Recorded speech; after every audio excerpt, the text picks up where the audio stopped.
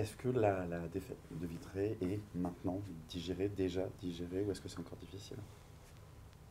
À titre personnel, c'est encore difficile, c'est pas digéré parce on est, euh, on est sorti d'une compétition où jusque-là on avait fait de très belles choses et on sort par la petite porte et c'est ce qu'on voulait pas. On voulait cette saison montrer que Le Havre était capable d'aimer les coupes, d'apprécier ces compétitions-là. On l'a fait.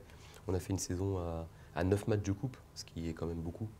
Mais malheureusement, la sortie n'est pas belle. Donc on l'a encore en tête, mais ce que j'ai dit aux joueurs, c'est qu'il fallait absolument réussir à fermer la parenthèse, se régénérer, et puis voilà, focus sur le championnat avec une semaine où on a de gros défis devant nous, Clermont et le Stade Brestois. Vous étiez groggy à la fin du match, c'est ce que vous avez dit. Passé ce moment-là, est-ce qu'il y a eu un moment de colère après? Non, mais avant d'être groggy, la colère, elle était là.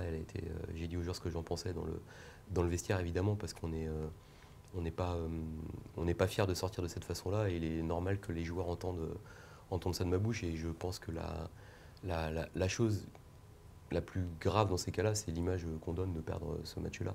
L'élimination, de perdre contre une équipe de N2, c'est arrivé à beaucoup d'équipes les tours d'avant, même des équipes de Ligue 1 qui ont perdu contre N2. Donc ça, je l'avais dit avant, on sait que c'est sportivement des matchs qui sont compliqués. Après, tu peux sortir contre N2, mais il y a différentes façons de le faire. Et c'est en ça que j'étais colère. Mais en même temps, on peut pas ruminer ça pour X temps parce qu'il y a un match qui vient, et c'est pas en étant encore sur le match de Vitré qu'on va préparer Clermont.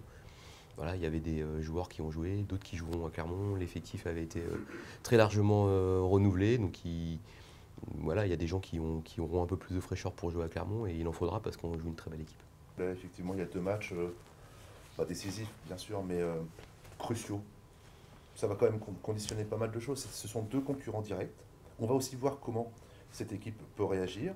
Et voilà, pour l'instant, face aux équipes du haut de tableau, le HAC C'est a des matchs toujours été à la hauteur importants, cette saison. En c'est tout des cas. oppositions directes avec des équipes qui sont au-dessus de nous, ou qui peuvent être proches de nous comme Clermont parce qu'ils ont un match de plus. Mais voilà, donc tous les matchs sont importants, mais ceux contre des concurrents directs ont évidemment une incidence mathématique, mais du beau côté des choses. C'est-à-dire que tu sais que si tu fais un résultat, tu as non seulement les points que tu prends et ceux que t'empêches de prendre à l'adversaire, et c'est bon pour la confiance, c'est bon pour le classement, c'est bon pour la dynamique. Maintenant, la meilleure préparation pour le match de Clermont, c'est de se mettre en tête que c'est un match du haut tableau de Ligue 2 et que c'est un match de, avec un enjeu fort et contre une très bonne équipe. Donc il faut se mettre en mode compétition, championnat contre Clermont pour préparer Brest derrière, et que sur ces deux défis-là, si on les passe, on aura mis encore un petit peu plus loin dans les têtes l'élimination en coupe.